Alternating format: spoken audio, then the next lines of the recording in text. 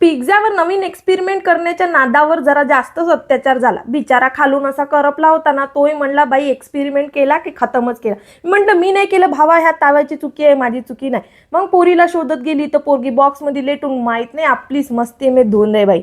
नंतर पाहतो तर भांडे म्हणत होते, बया आम्हाला साबण सुबण लावून तू कुठं गायब झाली होती, धो भाई हमको, दिवाली हमारे भी ऊपर आई है, तुम इधर धोएंगा नहीं तो फिर कैसी जमेगा. म्हटलं थांबा थांबा, सगळेच कामं करायचे, तुमच्यानंतर देवाचा पण नंबर आहे. तुम्हाला सांगतो ना, जर का आपण म्हणतो माणसाला चमकवासाठी मेहनत करावं लागते आणि देवाला सुद्धा चमचम करण्यासाठी आपल्याला मेहनत करावं लागते. मी एक एक्सपेरिमेंट पाहिला होता, सिट्रिक ॲसिड आणि त्याच्यामध्ये निंबू टाकून असं ताट टाकल्याबरोबर चमचमीत येतं. मी करून पाहिला दादांनो बहिणींनो, पण माहिती आहे एकदम 100% फेल.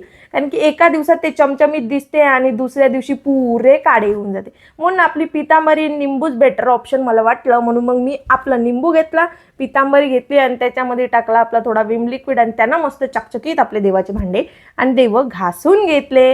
हेच फॉलो करा, ते काही त्याच्या मागे जाऊ नका. नंतर आम्ही आमचा स्पीकर आणायला गेलो होतो. ह्या झेब्रॉनिक्सचा स्पीकर होता, याच्या टाईप सी हे बसून घेतलं.